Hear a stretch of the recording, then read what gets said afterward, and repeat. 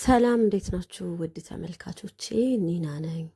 ዛሬ ለየት ባለ ቪዲዮ መጥቻለሁ። ይሄን ቪዲዮ ሁላችሁም በእርግጠኝነት ነኝ እርግጠኛ ሆኜ ነው የምናገረው፣ ሌላ ቻናል ላይ አይታችሁት ይሆናል፣ ግን እኔ ቻናል ላይ አላያችሁትም።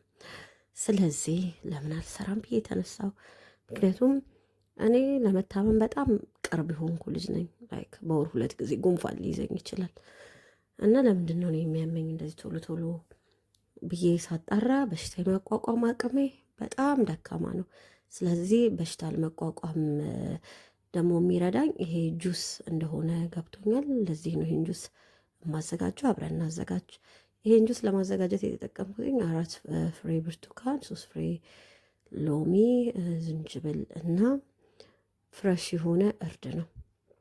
ፍረሽ የሆነ እርድ ብታገኙ ጥሩ ነው። ፍረሽ የሆነ እርድ ካላገኛችሁ ግን ችግር የለም። ቤት ውስጥ የሚገኘውን እርድ ብትጠቀሙ ውስጡ ከፍተኛ የሆነ በሽታን የመከላከል ኃይል አለው። ቆዳን በደንብ አድርጎ ያጸዳል፣ እንዲሁም ክብደትን ይቀንሳል። እኔ ደግሞ እንደምታውቁኝ ቦርጫምና ጉንጫም ልጅ ነኝ።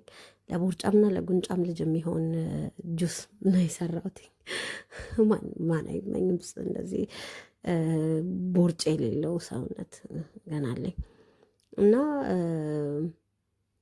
ምንድነው ያደረኩት? በምታዩት መልኩ ከታተፍኩኝና ፈጨሁኝና እንደ ሾት ነው ለ7 ቀን ያህል ነው ሾት ያደረኩትኝ። እውነት ለመናገር በዛሬ 4ኛ ቀኔ ነው ይሄንን ሪካርድ አድርጌ ስፖስትላችሁ። አሜን ጥሩ ነው፣ ጥሩ ለውጥ ነው ያየሁበት። ጽድት ላለ ቆዳም ይረዳል። ውስጡ ከፍተኛ የሆነ በሽታ መከላከል አለው። ጉግል አድርጌ ነው የእውነት ነው የምነግራችሁ። ለልብ እንደዚህ በልብ ህመም የመያዝ አቅማችሁ አነስተኛ ይሆናል ነው ያሉት። ውስጡ ቫይታሚን ኤ፣ ቢ፣ ሲ እና ዲ አለው። ምግብ የመፈጨት ኃይሉን ደግሞ ከፍተኛ ነው ምናምን ብለው አይቻሉኝ። ለበለጠ እናንተ ግቡና ጉግል አድርጉ። እኔ የሚጠበቅብኝ ይሄን ማሳየት ነው ብዬ አሰብኩኝ። እንደምታዩት የፈጨውበት መፍጫ ዝም ብሎ ጁሰር ነው ቢገኝ፣ ግን ይሄ ያላለ ቆሻሻውን ለብቻና ቆንጆውን እህል ብቻ ለብቻ የሚያደርግ መፍጫ ቢገኝ ጥሩ ነው። እሱ ስለሌለኝ በቀላሉ እንደዚህ ቤቴ ውስጥ አድርጌ ነው ያዘጋጀሁትኝ። ሁሉንም ካሮት፣ ሁሉንም ማለት ይቻላል ፍሩቶቹን ሙልጭ አድርጌ ነው ያስተካክልኩት ነበር። ከዛ የብርቱካንና የእንትኑ ግን ቆዳውን አንስተን እንዳለ መፍጨት ትችላላችሁ፣ መፍጨት ካላችሁ።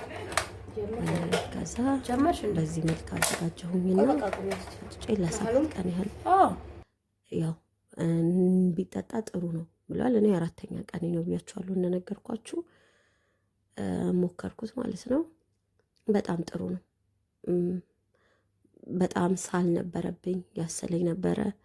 ሽሮፕ ምናምን እየጠጣው ነው፣ ግን በተጨማሪ ይሄን ስጠጣ ደግሞ ሳሉም ጋባ አለልኝ። ሁላችሁም በየቤታችሁ ሰርታችሁ ሞክሩት። ክብደት መቀነስ የምትፈልጉ ከሆነ በጣም አሪፍ ነው። ብላክ ፔፐር ወይ ደግሞ ቁንዶ በርበሬ ጣል፣ ክብደት መቀነስ የምትፈልጉ ጣል አድርጉበት። እኔ ቁንዶ በርበሬ አላደረኩበትም። እኔ ስፓይሲ ብዙ መታገስ አልችልም፣ በዛ ላይ ቁንዶ በርበሬ ነው። ስለዚህ እንትን አላልኩም፣ አልጨመርኩበትም። ግን ለ7 ቀን ያህል ጠጡ። ቆዳችሁን ክሊር ነው የሚያደርገው።